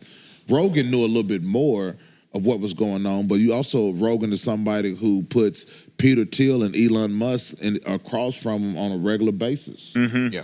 No, they're my friends. Exactly. So it's like, no, they're cool. So of course, how much you gonna trust Joe Rogan when he's in bed with two of the biggest race pushers? And why do Peter Thiel? I don't think he want to talk about is the Antichrist. It's like so you want to talk about, somebody will talk about Antichrist, and somebody else to talk about your white skin, you shouldn't be ashamed of it, and doing Nazi salutes and trying to like make kids, which I don't even think half the kids he even making. I think they artificially inseminated for a check. And it's like, so they're doing all this stuff, It's like, so how can we trust And Roman? none of his kids like him or respect him either. Yeah, It's also hilarious. Who else was it? Aiden Ross. Why Aiden fucking Ross? Fucking a Jew. I might add. Like, so like, I'm sorry. A person that support Israel. There you go. Does he support Israel? I don't really know much about Aiden Ross other than every time I hear him speak, it feels like nails on a chalkboard. I'm just like, shut up. Everything about him just feels like fucking bitch energy. But keep going. Okay, so this is gonna be off record. I'm gonna answer this in real time, but we can cut this from it.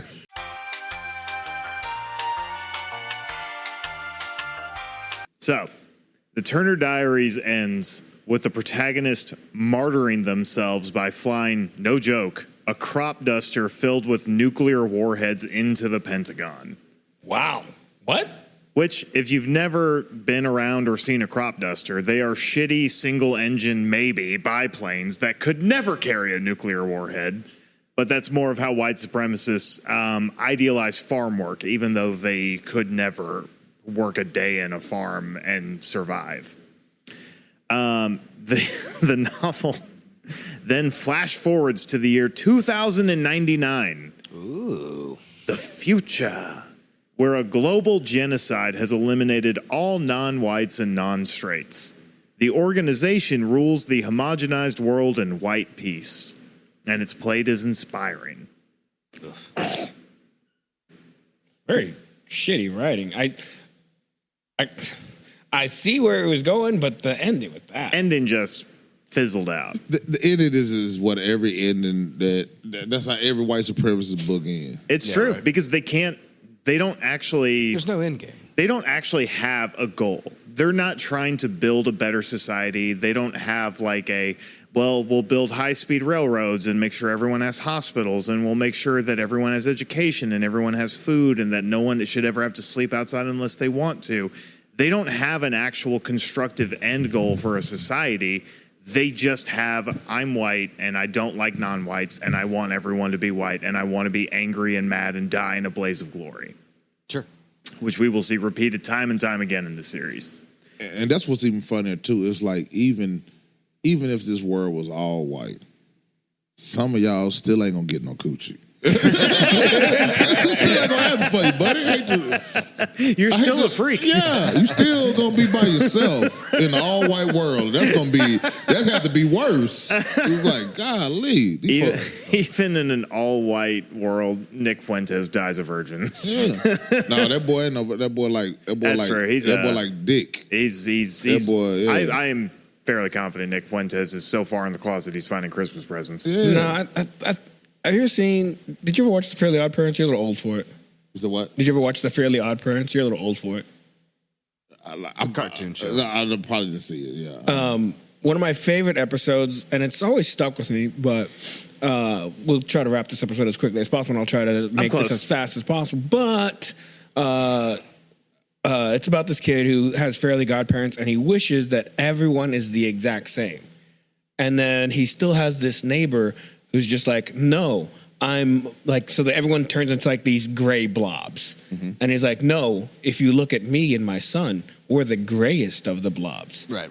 So Yeah. even though they're the exact We're same. the blobbiest. Yeah, we're the grayest of and the blobbiest of the blobs. And like that always stuck with me because I feel as though even like what you're saying, even in a white world, there's still going to be someone who's just They're like still going to be murdering each other. There's still going to be serial murder. killers. There's still going to be freaks and like. But there's still going to be sexual someone who's predators. still going to be like, I'm better than you. Because then they'll just turn it into a hierarchy of like, well, I have blue eyes and I'm white, and Yeah. you have like green eyes and you're white, so you're lesser than me. Because Exactly.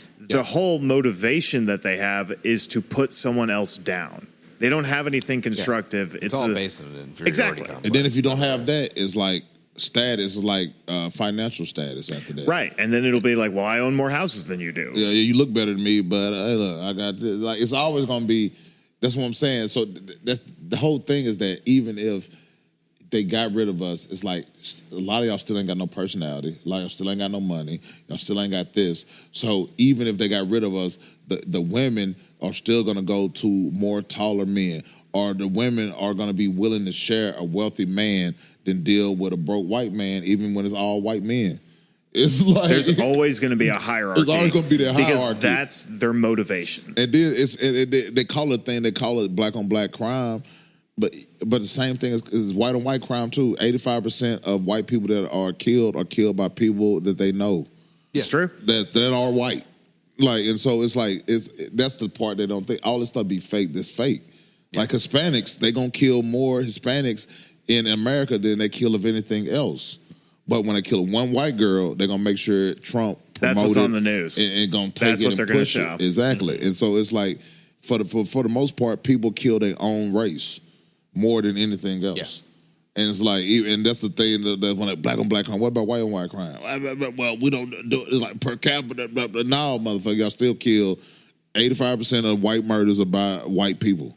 Because by most time, more than 9 times out of 10, by somebody that you know, your family member, your wife, your old friend, somebody that's been personally involved in your business partner is always involved in somebody like that. So that's like America always gonna shoot narratives and shoot bullshit to people. Yeah, it reminds me of the time. Remember, it was around the pandemic that when the Blue Lives Matter was really popping off, and they were like, no, especially the right leading was like, it's like, no, you don't understand. Cops kill more white people than black people. It's like, they shouldn't be killing people in the first place. Yeah, it's not the slam dunk you think it is. Yeah, it's like you.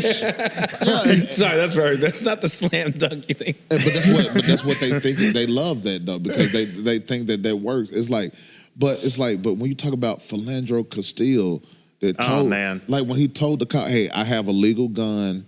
And I'll show you the permit. I got my kid in the back. Yeah. And because you so shell-shocked and you so fucking scared of black people, you kill this man in his car. Explain that. And where was the NRA? Yeah, exactly. Where were all the gun rights activists when Philando Castile died? Exactly. And that's the one I use as the main example all the time because like everybody in America should have been pissed off about that. Yeah. Everybody in America should have been like, no, this man, he told you what he had. He had his kid in the back. Yeah. So you think somebody gonna try to do all like I ain't saying that there ain't some stupid crazy people that will do crime with kids, but for 9 times out of 10, it's like people are not finna do. They're gonna think different when their kid is with them. Yeah. Whatever crime they do. Y'all keep going. I gotta pee like a motherfucker. Yeah. We're on the last page, Grant. If that He's got to pee like a motherfucker. He's like, All yeah. right. Can you do a favor on your after you wash your hands? Like pour the rest of that beer in this cup so we can keep it a seamless scene. All right. Let's wrap this up, Joey. I'm on the last page. Yeah, wrap it up. All right. I think we should wait till he get back to like he finna pee, so That's what I was thinking. he's But not finna. All right. I guess we'll wait for Grant. No, we can just keep talking what we were just talking. I about. wasn't. Yeah. Yeah, it's just Let's change the subject. I hate Grant. What do you think about him? I've been doing Grant longer than you. And do you hate him or not? That's That's why no one like you. A lot of things is opposite. I think it's the opposite. But no, man, I don't know. It's crazy in this motherfucking country, brother. I've talked about it before, but it's like truly hard to properly convey. But Americans are like what we think of North Koreans as is what Americans are. We're the most propagandized people possibly on the face of the planet. Yeah, for sure. We are constantly, and this is you can take this as kind of like, ooh, whatever, like kind of like hokey, I guess, but something that kind of helps me, like, especially when I feel like I'm going fucking crazy, when like reading about stuff and just seeing everything, is that like billions and billions of dollars of propaganda and decades of that shit I have been able to like not avoid, but like learn past. Mm-hmm. And when we can have conversations like this and like actually make actionable changes and try to help people in the community and try to come together and like educate people, because that was another thing, and I'm kicking myself because I can't remember if it was Fred Hampton who said it, and I think it was, but it was someone in his circle who was saying that you can never tire of educating people. Like, you always have a responsibility as a revolutionary to educate people because the machine never stops. Yeah, the propaganda news machine will never stop trying to get people to not believe in you. So you have to always be willing to, if someone is in a good faith argument and actually wants to learn, you should talk to them and try to help. And I truly believe that, like, you should, but that's, like, now we so cooked, you can't even do that now. And that's the thing, because it all has to be based on someone who actually wants to talk and has a good faith argument. Yeah, everybody just want to argue their piece now, or why they right. It was like, and it's like, brother, like whatever y'all talking is not still right. It's like that. Yeah. We so cooked now, and it's like because everybody, like I said, they gonna make money off of us being split up and us arguing over bullshit, and it's like that's the way to keep us distracted, where they can keep making power play moves, and it's like it's gonna keep happening, and no one. It's like it's gonna take people hitting rock bottom. And like, and I try to explain this to people, like especially the Trumpers.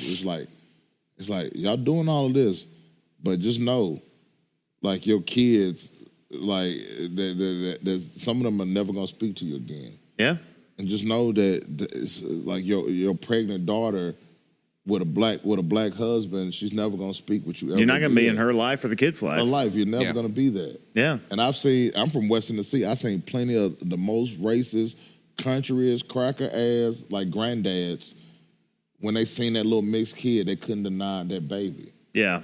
It's like, regardless of how racist they are, when that little mixed baby came out, they couldn't deny it. Because they still was a baby. Because they're like, that's my family. That's still, that's still my grandbaby. Yes. And it's like, now these people so stupid, it's like, someone can't even, like, they can't even it doesn't connect. They can't even fathom that part of it.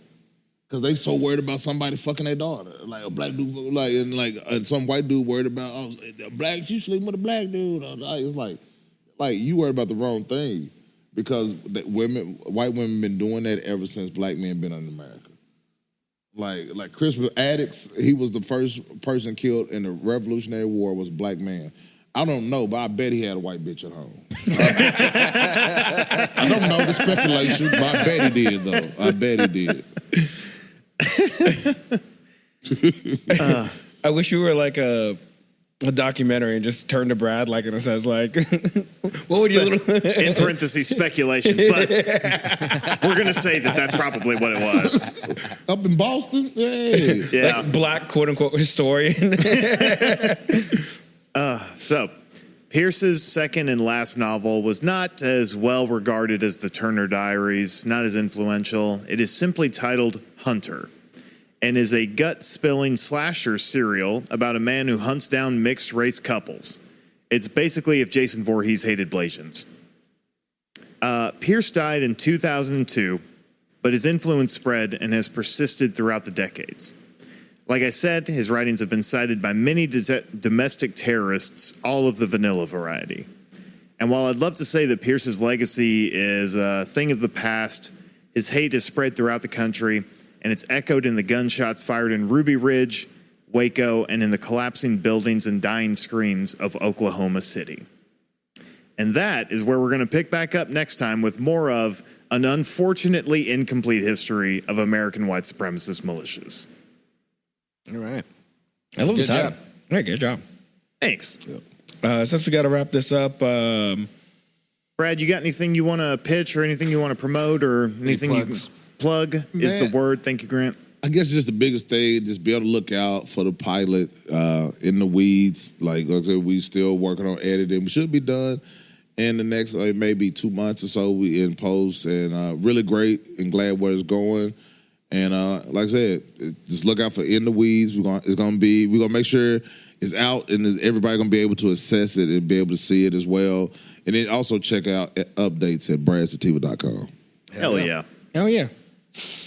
What's your Insta and what's your TikTok again? Is it Brad Sativa? Yeah, Brad Sativa everything. So yeah, like except maybe like my Twitter. I still call it Twitter. I refuse to call it X.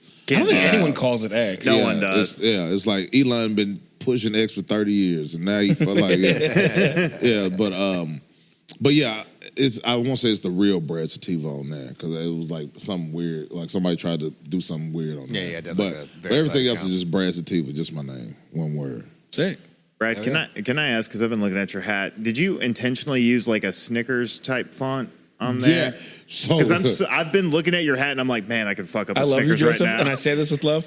That's your inner fat kid right now. Yeah, no, I know. no, he's right. No, so, Because I've been glancing at it and I'm like, God damn, I could eat one of those right now. so what happened? And I guess what I'll say is that y'all should play it at the end of this episode. But it's based off a joke, and the joke is about it's kind of all ties into everything really, but it's so like porn industry.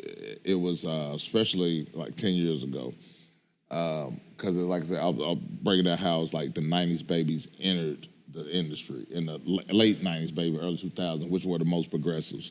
So what happened that like these girls would there'd be famous porn stars or popular porn stars, and then they would post, I'm doing my first interracial scene, blah, blah, blah, blah, blah. And it'd be a bunch of hurt white dudes. Actually, I say 50-50. You had half of the white dudes like, I've been waiting for this my whole fucking life. Thank God. Finally. And then the other half, you got like, unfollowed. Oh, I thought you was one of the good ones. Like, no, it's like literally 50 of their timeline is that. And like every Can we time talk about how hilarious it is to be racist with a raging boner? I think a lot of them are. A lot, yeah. I legit do think that. Yeah, but most of them. That's how it starts. But yeah, so they would go and they would call them like mean names and stuff. And then one of the names they would call them was a Snicker Licker. And it was my God. It's like mud shark, Snicker Licker, like they go you paid a toll or something, like I think I'm toll shark. Snicker Licker. But they call them all these different names. And coal, they call them coal burners. Yeah, you burn the coal, you pay the toll. The stuff, yeah. Damn. Yeah, that's one of the slogans. They got all these different like butthurt white boy slogans. But one of them, and it's like one is Snicker Licker, and then so me as a dude, I'm like that's fucked up. But then as a black dude, is like, damn, Snicker Licker kind of crazy because like it's so adjacent, but like the Snicker looks but also it rhymes, the rhyme, the adjacent. But I will say I do love. Any of the tweets about like the dick vein on the Snickers? But this whole thing, I was doing that joke. Even them memes are based off my joke because my joke was out before that. Really? For sure. Damn. Yeah. Like the joke was out 11 years ago, brother. Like, that's wild. That's one of my first jokes that was my first closer. Really? Yeah, for sure. And so a lot of I ain't gonna say every one of them, but a lot of the memes came after me because every time the memes come, like. They sending them like everybody that knows that for me sending would send it to you and be like, look at this. Look at this, Brad. This is like your joke. But yeah, that's like one of the first ones. Even putting that two and two together with that.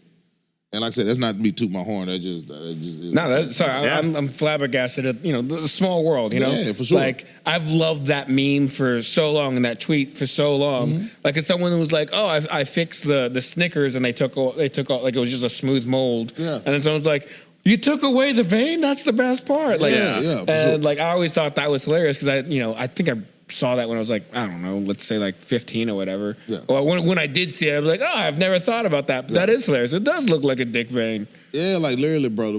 That's one of my first like jokes I used to close with. And it was that joke with the Snicker Licker joke. It did because it's like it's more setup than that, but that's the gist of the joke. Yeah. Okay. It's like that a lot of white dudes, and which is true, they used to get mad, and then they still, which is even more now, they get more mad now. But when they actually so it's based off Snicker Licker, and so that's why SATIVA is in that font, and because it's based off my first closer, and then we kind of brought my closer Tennessee and then SATIVA all in one logo. Yeah, I like it. Then, yeah, Joseph, thank you for bringing this up. Thank your inner fat kid for me. Because he's speaking from my tummy. I said I want a Snicker. Give me the candy. Well, you drinking calm, so delicious coconut. Everyone loves. Well, okay, not a lot of people love coconut LaCroix, but that's just because they have bad Nobody taste. likes it. Like and you dress like one too. Mine's the color concept. Also, why you wearing watermelons for? Because I love watermelon. It ain't for freeing Palestine. What are you talking about? I just love watermelon. Can't I love watermelon? Also, this shirt gets me a lot of compliments. I get so many compliments on this shirt. They think you want to free Palestine. That's why. I'm missing the connect. It's a symbol. It's they use a watermelon symbol as like a free Palestine kind of thing. Really? Yeah. I did not know It's like that. a big online thing because people fucking poop their Pampers if you have a keffiyeh or whatever the scarf is, or if you actually just say free Palestine, people will be like, you must hate Israel. And it's like, I do. But I mean, I do. Sorry, I was confused because I do support free Palestine, but I've never seen the connect. yeah, no, it's a symbol. So, I mean, it makes sense. Oh, Cool. And that's a double win for me. if you want to let us know about any more hidden symbology in our episodes or any clothing we might be wearing that has symbols that we're not sure about, email us at don'temailtrashville@gmail.com. Follow us on all our socials. Click all the stupid buttons so we can make some money off this and, keep on entertaining y'all. And buckle up because we got a whole fucking hootenanny full of dumb whites to follow up on next week. If you can think of a better name for a racist party than the White People's Party, text us at 615-768-9483. Follow us on all socials at trash_USA. Make sure and hit up Brad and tell him thanks for being here. We've loved having him. Yeah. Bang, bang. All right. Okay, bye. See y'all. Like what you hear? Subscribe.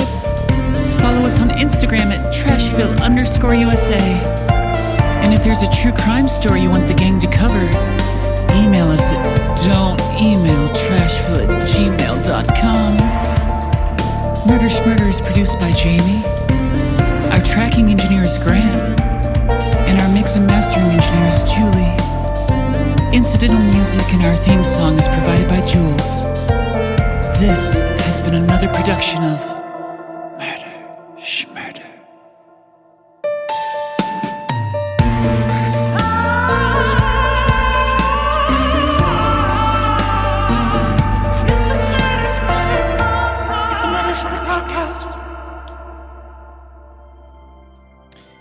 Here at Murder Schmurder, if there's one thing we can all agree on, it's this. You gotta laugh or you'll cry. Right now, there's a lot to laugh and cry about. And while we talk about a lot of fucked up stuff and delve into some of the worst crimes in history, we try to make light of these things not to devalue the events or the victims or survivors, but because I genuinely believe it's one of the only ways for sentient life to understand and process the horrors of life. And it's not lost on us that most of the victims we talk about in our true crime misadventures are the most vulnerable in our country: sex workers and racial and or queer minorities. If you'd like, you could roll back the tapes and find several hours worth of ranting on this by each of us. That being said, sometimes the boys get rowdy and we end up yes-anding or attempting to outdo each other, and we say some gnarly shit. Hence, lower the bar.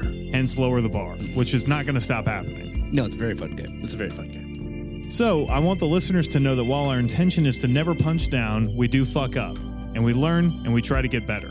Are we going to fuck up again? You bet your ass. Absolutely. 1,000%. Will it be funny when we do so? 1,000%. Probably for us. 1,001%. I hope so. And definitely for us. One of my favorite things is laughing at you guys. No. But here at Murder Schmurder, we value our brothers, sisters, and non-binary homies out there. BIPOC, LGBTQIA2+, whatever member of the alphabet mafia you are, we got your back. And we hope you have ours as we continue to grow, learn, and support each other through these dark times and come out the other side stronger than ever.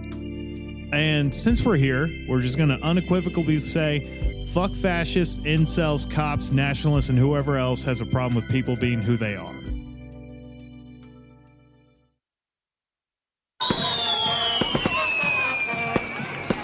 Ooh, gross. Leave me alone.